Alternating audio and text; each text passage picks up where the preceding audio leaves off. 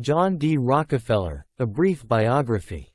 John D. Rockefeller was an American business magnate and philanthropist, who is widely regarded as the richest person in modern history. Rockefeller founded and ran the Standard Oil Company, which made him the wealthiest American of all time.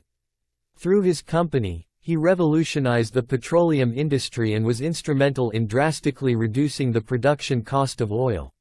John D. Rockefeller was born on 8 July 1839 in Richford, New York, to William Avery Rockefeller and Eliza Davison. He was the second child, with an elder sister, Lucy, and 4 younger siblings, William Jr., Mary, Franklin, and Francis. Rockefeller's father, William, was a lumberman and a traveling salesman who called himself a botanic physician, selling elixirs. He soon came to be regarded as a con artist due to his shady schemes and gained the nicknames, Devil Bill and Big Bill. His father led a vagabond and free lifestyle, returning to his family only occasionally. His mother, Eliza, was a housewife and homemaker, who tried her best to lead a normal family life with her children while dealing with her husband's philandering and absences. From an early age, Eliza was a major influence on Rockefeller's life. She taught him the importance of hard work, saving, and giving, and also warned him that willful waste makes woeful want. The young Rockefeller regularly did his household chores and earned some money on the side by raising turkeys, selling candy and potatoes, and lending out small sums of money to his neighbors. As he grew up, Rockefeller distanced himself more and more from his father. In 1851, when John D. Rockefeller was 12 years old, his family moved to Owego, New York, where he began attending the Owego Academy. The following year, after the family moved to Strongsville, Ohio, Rockefeller enrolled at Cleveland's Central High School. It was the first free public high school west of the Alleghenies and the first one in Cleveland. Rockefeller also began attending a business course at Folsom's Commercial College, where he studied bookkeeping. He was described by his peers as reserved, serious, well-behaved, studious, religious, and very methodical. He was also said to have a love for music and was a good debater. In 1855, John D. Rockefeller, aged 16, began working as an assistant bookkeeper for a small produce commission firm in Cleveland known as Hewitt & Tuttle. At the firm, he learned how to calculate transportation costs, which later helped him in his business career. He also frequently negotiated with ship captains, freight agents, and barge canal owners, in order to alter the transportation rates that were supposed to be fixed. On certain occasions, he was charged with collecting debts for the firm. Rockefeller worked long hours at the office and took interest in all the methods and systems of the office. He would go on to work at the firm for 4 years. In 1859, John D. Rockefeller, aged 20, partnered with Maurice B. Clark and entered the produce commission business. Clark put up $2,000 for the venture. Since Rockefeller only had $800 with him, he borrowed $1,000 from his father at 10% interest and put it up for the new business. Their business was a success. In the first 2 years of business, Rockefeller and Clark earned $4,400 and $17,000 in profit respectively. With the outbreak of the Civil War, their profits increased when the Union Army called for large amounts of food and supplies.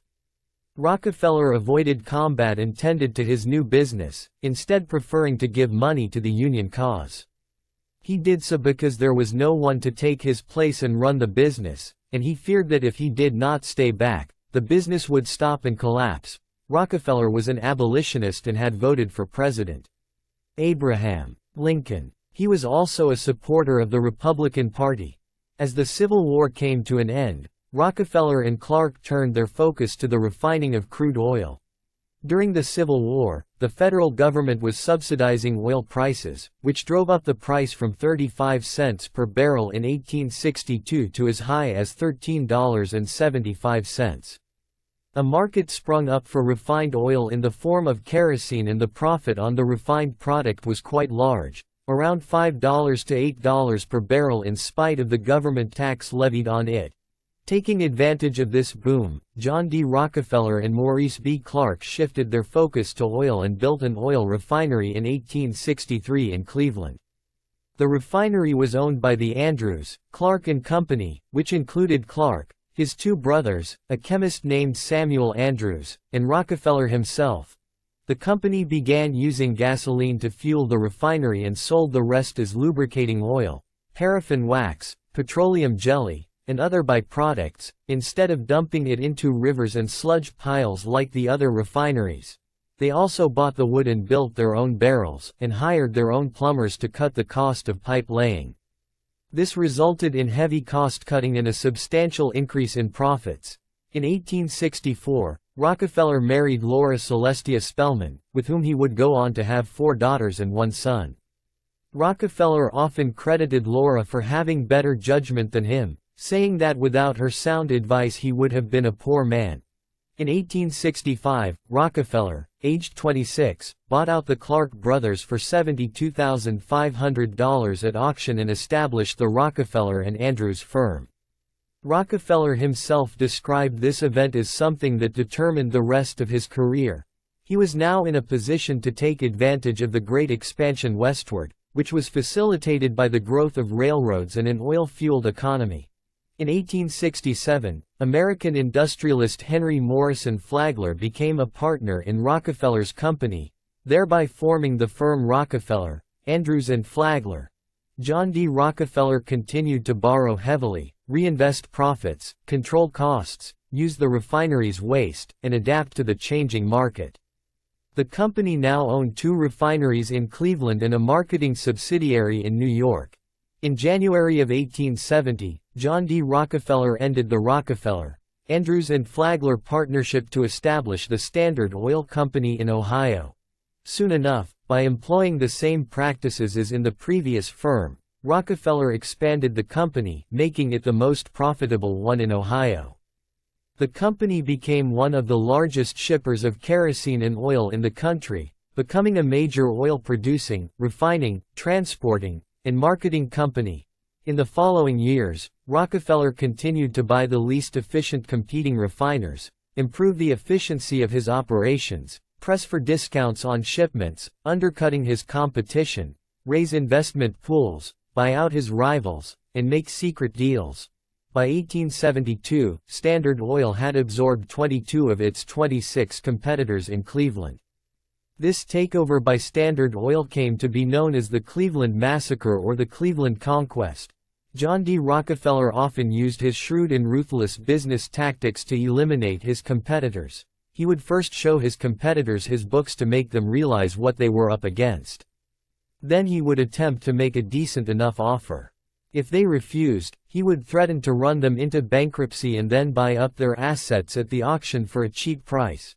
Such a tactic almost always worked in his favor and Standard Oil continued to expand exponentially. Rockefeller saw himself as the savior of the oil industry, one who made the industry stronger and more efficient as a whole. Standard Oil made oil and its byproducts available to the average household by keeping the prices low and affordable. They also sometimes sold below the market cost to increase their market penetration. Toward the end of 1870, Standard Oil was refining over 90% of the oil in America and selling more than 300 oil-based products. At its height, Standard Oil became the largest oil refiner in the world. In 1877, John D. Rockefeller decided to use pipelines as an alternative transport system for oil and soon began building and acquiring them. However, the Pennsylvania Railroad Company, run by Thomas Alexander Scott, saw this move of Rockefeller's as an incursion into the pipeline and transportation field. The railroad formed a subsidiary to buy and build oil refineries and pipelines. In retaliation to this, Standard Oil held back its shipments and, along with the help of other railroads, began a price war that reduced freight payments, thereby leading to serious labor unrest. The Pennsylvania Railroad backed down and Standard Oil prevailed as usual. The railroad also ended up selling its oil interests to Standard Oil. After this encounter between the two companies, the Commonwealth of Pennsylvania indicted Rockefeller on charges of monopolizing the oil trade. Following this indictment, several other court proceedings were initiated against Rockefeller in other states. Standard Oil's business practices came under the radar and became a national issue, attracting serious backlash and criticism from the press and public. During this period, Rockefeller suffered from tremendous stress and anxiety. He would later remark that all the fortune he had made had not served to compensate him for the anxiety of that period. By the end of the 1870s, Standard Oil was the largest oil refining and selling corporation in America. Thanks to Rockefeller's practice of horizontal integration, Standard Oil had captured around 80% of the American market. Their cost-cutting mechanisms, such as having their own delivery and distribution system in place, greatly helped to reduce the cost of kerosene products, while at the same time improving their availability and quality. But in spite of all this, the company's business practices attracted a lot of controversies and negative publicity. Their methods of differential pricing, underselling, and secret transportation rebates came under much criticism. Due to such negative publicity, the company soon gained a reputation for being cruel, pitiless, and impudent. In 1882, John D. Rockefeller and his associates established the Standard Oil Trust in order to manage the dozens of separate corporations opened by them in various states. Therefore, the trust would act as a corporation of corporations that would help to centralize their holdings. The trust included 41 companies, run by 9 trustees, including Rockefeller himself. The sheer size and wealth of the trust attracted public attention and criticism. It established Standard Oil as the largest and most powerful company in the world that always defeated its critics, political enemies, and competitors. The company now seemed immune to the fluctuation of the business cycle and continued to make increasing profits year after year. It had 5,000 trucks, 4,000 miles of pipeline, 20,000 domestic wells, and over 100,000 employees. By the 1880s, despite forming the Standard Oil Trust, Standard Oil had gradually begun to lose its dominance in the world oil market. Over the years, foreign competition increased as oil fields were discovered in Russia and several Asian countries. Considering these new developments, John D. Rockefeller finally gave up on his dream of controlling all of the world's oil refining, realizing that public sentiment would be against them if they managed to achieve that feat. The invention of the light bulb also played an important role in the decline of the company's dominance, as kerosene was not as much in demand for illumination anymore. The company slowly began expanding into natural gas production in America and then gasoline for automobiles. In the 1890s, Rockefeller also began expanding into iron ore and ore transportation, thereby coming into conflict with steel magnate Andrew Carnegie. The competition between the two industrialists attracted the attention of newspapers and cartoonists, who made it their primary subject. By the late 1890s, while John D. Rockefeller was on a massive purchasing spree, acquiring leases for crude oil production in Ohio, West Virginia, and Indiana, he began to contemplate his retirement. The management of the Standard Oil Trust was handed over to John Dustin Archbold, whose small oil company had been bought out by Standard Oil. After this, Rockefeller turned his attention to other activities such as playing golf and cycling. By the age of 63, Rockefeller was properly retired and had earned over $58 million in investments in 1902 after selling Standard Oil's iron interests to U.S. Steel, which was established by John Pierpont Morgan in 1901. In the year 1909, New Jersey changed its incorporation laws to allow the recreation of the Standard Oil Trust in the form of a single holding company. In 1911, the Supreme Court of the United States found the Standard Oil Company of New Jersey to be in violation of the Sherman Antitrust Act, which prescribed the rule of free competition among those engaged in commerce. The court declared that the Standard Oil Trust originated in illegal monopoly practices, and, therefore, ordered it to be broken up into 34 new companies. John D. Rockefeller and the other stockholders received proportionate shares in each of the 34 companies. However, even though Rockefeller's control over the oil industry was reduced, The breakup of the trust proved to be highly profitable for him as the combined net worth of all the 34 companies increased fivefold over the next 10 years, resulting in his personal net worth soaring to $900 million. On the 23rd of May 1937, barely 2 months shy of his 98th birthday, John D. Rockefeller died of arteriosclerosis in Ormond Beach, Florida.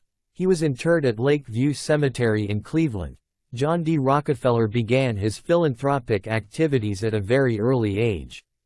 While working at his first job, aged 16, he gave 6% of his earnings to charity, which he dutifully noted in his personal ledger. By the time he had turned 20, he gave 10% of his income to charity. He also frequently made large donations to churches and congregations during his business travels. And as his personal wealth grew, so did the amount he donated. He mostly donated to public health and educational causes, including art and science. As Rockefeller spent the latter part of his life deeply involved in philanthropy, he defined the structure of modern philanthropy, along with other prominent industrialists such as Andrew Carnegie. They chose to adopt a systematic approach of targeted philanthropy by establishing foundations to support various causes like education, scientific research, medicine, etc. He also established the University of Chicago and Rockefeller University and even funded Central Philippine University. Rockefeller is said to have donated a total of $550 million of his wealth to charity. John D. Rockefeller is widely regarded as the richest person in modern history and the wealthiest American of all time. By 1902, he was worth around $200 million, compared to the total national GDP of $24 billion at the time. At the time of his death, it was estimated that Rockefeller had accumulated close to $1,500 million out of the earnings of the Standard Oil Trust and his other investments, which was most probably the largest amount of wealth that any private citizen had ever been able to accumulate by his own efforts. Even though many of the tactics employed by Rockefeller were controversial and even downright wrong, one can hardly deny the fact that he was a self-made man, who rose up from humble beginnings and accomplished great wealth and success through his own industry and efforts. In today's world, Rockefeller continues to remain a polarizing figure, one that invokes mixed reactions from people. Some think of him as a ruthless, greedy, unscrupulous, and power-hungry man, a bully who could go to any lengths to gain dominance and wealth. While others think of him as a self-made man and great philanthropist, who was more humane toward his competitors and whose wealth was the least tainted of all the great fortunes of his time.